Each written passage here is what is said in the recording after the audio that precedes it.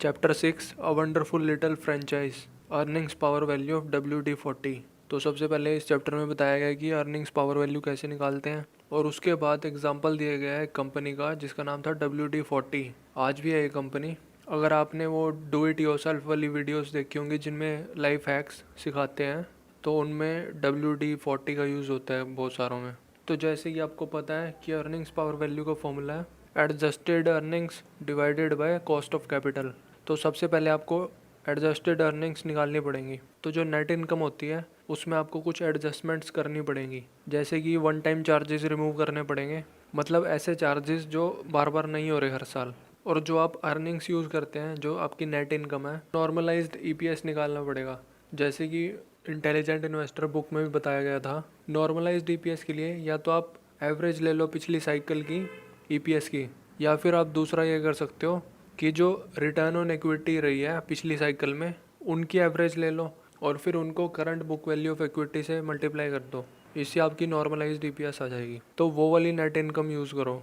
तो जहाँ तक मुझे ये पढ़ के समझ में आया, free cash flow to firm की बात हो रही है। जो एडजस्टेड अर्निंग्स हैं वो free cash flow to firm है, लेकिन सिर्फ थोड़ा फ़र्क है उनमें। सबसे पहले free cash flow to firm का फॉर्मूला बता देता हूँ अगर नहीं पता हो तो। Free cash flow to firm is equal to net income plus non cash charges जो कि डेप्रिसिएशन एमोटाइजेशन है, plus interest into 1 minus tax rate minus fixed capital investment minus working capital investment. तो जो एडजस्टेड अर्निंग्स हैं यहाँ पे जो हम निकाल रहे हैं, उसमें आपको वर्किंग कैपिटल इन्वेस्टमेंट को एलिमिनेट करना पड़ेगा, क्योंकि हम एज्यूम कर रहे हैं कि फर्म ग्रो नहीं हो रही। अर्निंग्स पावर वैल्यू में हम ये सोचते हैं कि कंपनी की ग्रोथ ज़ीरो है, यही वाली अर्निंग्स रहेंगी हमेशा के लिए। तो वर्किंग कैपिटल इन्वेस्टमेंट है जो वो ज़ीरो करनी पड़ेगी। और जो फिक्स्ड कैपिटल इन्वेस्टमेंट है, जिसे कैपिटल एक्सपेंडिचर भी बोलते हैं, इसमें दोनों होते हैं, मेंटेनेंस कैपेक्स भी होता है और ग्रोथ कैपेक्स भी होता है। मतलब कंपनी के एसेट्स जो डेप्रिशिएट हो रहे हैं उनको मेंटेन करने के लिए जो खर्चा हो रहा है हर साल,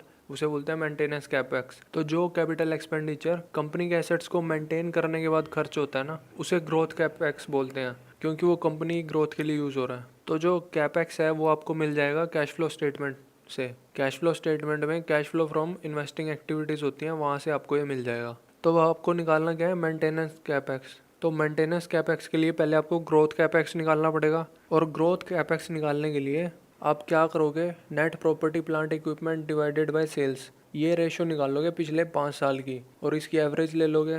तो आपके पास ये आ जाएगा average net PPE by sales ratio. तो अब आप इस एवरेज को मल्टीप्लाई करोगे इंक्रीज इन सेल्स से, यानी कि पिछले साल से इस साल सेल्स कितनी इंक्रीज हुई हैं। तो इससे आपके पास जो वैल्यू आएगी उसका मतलब है कि आपने इतना खर्चा एसेट्स पे सेल्स इंक्रीज करने के लिए किया है, तो वह है ग्रोथ कैपेक्स। तो अब आपके पास टोटल कैपेक्स आ गया कैश फ्लो स्टेटमेंट से। ग्रोथ कैपेक्स आपने अभी निकालना है, तो टोटल कैपेक्स में से ग्रोथ कैपेक्स निकाल दो, आपके पास आ जाएगा मेंटेनेंस कैपेक्स। अब दूसरी चीज़ जो निकालनी है वो है कॉस्ट ऑफ कैपिटल। तो कॉस्ट ऑफ कैपिटल का फॉर्मूला होता है cost of debt into weight of debt into 1 minus tax rate plus weight of equity into cost of equity. तो आपको डेट की वेटेज भी पता चल जाएगी, ये आपके पास बैलेंस शीट से मिल जाएगी। वेट ऑफ डेट मतलब debt divided by debt plus equity दोनों, मतलब टोटल कैपिटल का कितने % डेट है आपके पास।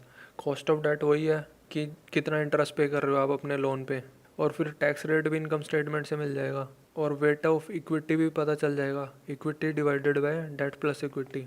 और कॉस्ट ऑफ इक्विटी निकालनी पड़ेगी अब आपको, ये चैलेंज अब। तो अकेडमिशियंस क्या करते हैं, कैपएम यूज़ करते हैं इसके लिए, कैपिटल एसेट प्राइसिंग मॉडल। उसका फॉर्मूला होता है cost of equity is equal to risk free rate plus beta of the stock into RM minus RF, जो कि होता है मार्केट रिस्क प्रीमियम, जिसमें RM है मार्केट की रिटर्न और RF है रिस्क फ्री रिटर्न। लेकिन वैल्यू इन्वेस्टर्स ये फॉर्मूला नहीं यूज़ करते। तो कॉस्ट ऑफ इक्विटी क्या होती है, कॉस्ट ऑफ इक्विटी यही होती है कि कंपनी के जो इक्विटी इन्वेस्टर्स हैं कितनी % उन्हें पे करना पड़ेगा, कि जो इन्वेस्टर हैं वो अपनी इच्छा अनुसार उन्हें फंड्स दे दें अगर इतनी रिटर्न मिल रही है उन्हें। तो ऑथर ने यहाँ पे 3-4 तरीके बताए हैं। पहला यही है कि जो फंड रेजर्स होते हैं उनका सर्वे कर लो और उनसे पूछ लो कि उन्हें क्या लगता है कि फंड्स अट्रैक्ट करने के लिए कितना पे करेंगे वो। या फिर आप कोई सिमिलर कंपनी ढूंढ सकते हैं और उसकी कॉस्ट ऑफ इक्विटी क्या है वो देख सकते हैं, और फिर अपनी कंपनी को उससे कंपेयर करेंगे तो आपको पता चलेगा कि आपकी कंपनी की अर्निंग्स उसकी कंपनी से ज़्यादा स्टेबल हैं या कम स्टेबल हैं। अगर ज़्यादा स्टेबल हैं तो आपकी कम रिस्की है, तो अपना कॉस्ट ऑफ इक्विटी कम कर देना।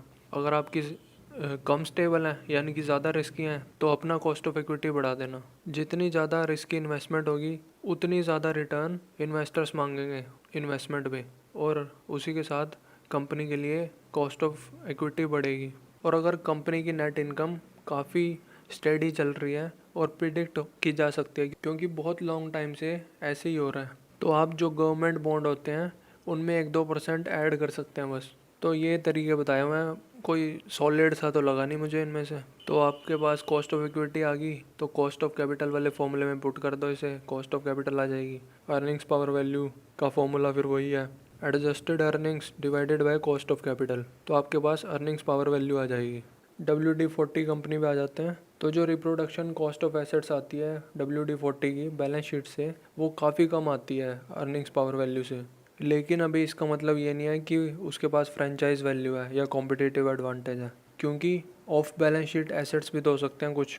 जैसे हमने पहले भी बात किया था, एडवर्टाइजिंग प्रमोशन पे कंपनी पैसे खर्च रही है, तो इसमें पता चला था कि हर साल 10% ऑफ सेल्स एडवर्टाइजिंग और प्रमोशन पे स्पेंड कर रहे थे वो लोग। तो जो न्यू एंट्रेंट है उसको भी काफ़ी सालों तक ये पैसे स्पेंड करने पड़ेंगे अगर वो WD-40 के साथ compete करना चाहता है। तो ये भी एक एसेट बनाना पड़ेगा हमें। और फिर डिस्ट्रीब्यूशन चैनल भी एस्टेब्लिश थे इस कंपनी के, तो अगर नया कॉम्पिटिटर आ रहा है तो उसे ये भी एस्टेब्लिश करने पड़ेंगे। तो ये भी देखना पड़ेगा अब आपको। ये सब इनकम स्टेटमेंट से मिलेंगी बातें।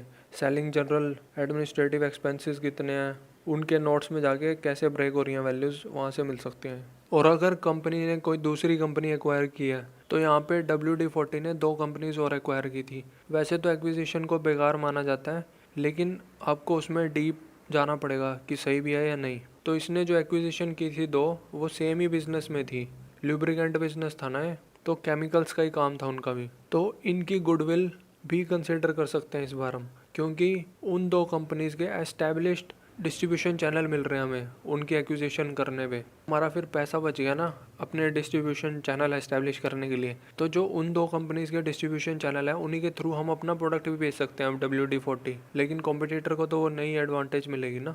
तो अब अगला क्वेश्चन ये आता है कि कितने साल लग जाएंगे कॉम्पिटिटर को डिस्ट्रीब्यूशन चैनल एस्टैब्लिश करने में, अपनी सेल्स एंड मार्केटिंग करने में। तो इसके लिए आपको देखना पड़ेगा इंडस्ट्री में नए प्रोडक्ट की मार्केटिंग में कितने साल लगते हैं, ये सब चीज़ें देखनी पड़ेंगी। अब जो वैल्यूज़ आ गई, ये सारे एसेट्स कंसिडर करके इनमें से आप स्पॉन्टेनियस लाइबिलिटीज़ और सर्कमस्टेंशियल लाइबिलिटीज़ अगर कुछ हैं तो वो माइनस कर दो। तो ये करने के बाद भी WD-40 की earnings power value reproduction cost of asset से काफ़ी ज़्यादा आ रही थी।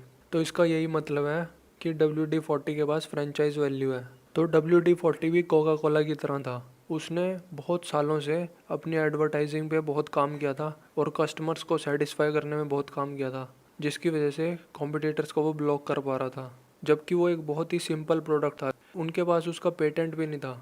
तो ड्यूपॉन्ट, जनरल इलेक्ट्रिक, 3M और बोर्डन, इन सारी कंपनीज ने पूरा जोर लगा लिया WD-40 का मार्केट शेयर छीनने के लिए, लेकिन सबको लॉसेस हुए और कोई नहीं छीन पाया इसका market share.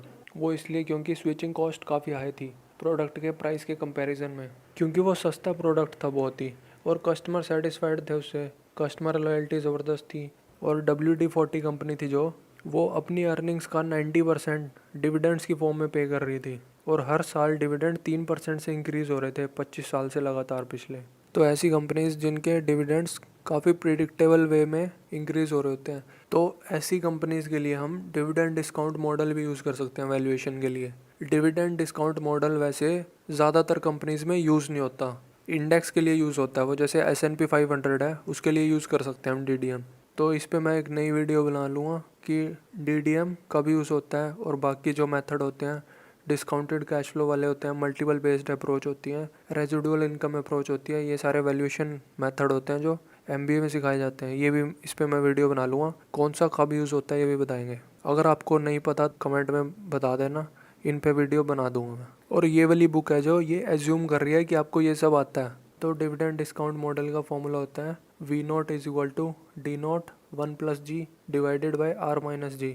G growth rate है डिविडेंड की जो कि 3% थी यहाँ पे, और R आपका वही है cost of equity, cost of capital नहीं है, कॉस्ट ऑफ इक्विटी है, क्योंकि सिर्फ डिविडेंड की बात हो रही है।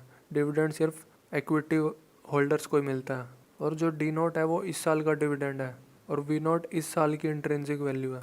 तो ये टाइम वैल्यू ऑफ मनी वाला कंसेप्ट है, ये बिल्कुल बेसिक्स है फाइनेंस का, ये भी पता होना चाहिए आपको। तो जो WD-40 कंपनी की डिविडेंड डिस्काउंट मॉडल से वैल्यू आ रही थी, वो अर्निंग पावर वैल्यू की जो वैल्यू थी उससे भी 60% ऊपर थी, जबकि earnings power value reproduction cost of asset से ज़्यादा थी। तो मतलब इस कंपनी के पास ग्रोथ वैल्यू भी है, लेकिन इस चैप्टर में हम सिर्फ अर्निंग्स पावर वैल्यू की बात कर रहे हैं, जिसमें हम ग्रोथ को जीरो एज्यूम कर रहे हैं। तो ऑथर बोलते हैं कि अभी तो WD-40 ने अपनी प्राइसिंग पावर का भी इस्तेमाल नहीं किया, प्राइसेस भी इंक्रीज कर सकता है वो, कस्टमर्स तब भी छोड़ के नहीं भागेंगे क्योंकि उसकी कस्टमर लॉयल्टी इतनी ज़्यादा है। और दूसरा, मॉडरेट ग्रोथ पे भी 3% ग्रोथ पे भी उसकी वैल्यू 60% ज़्यादा आ रही है।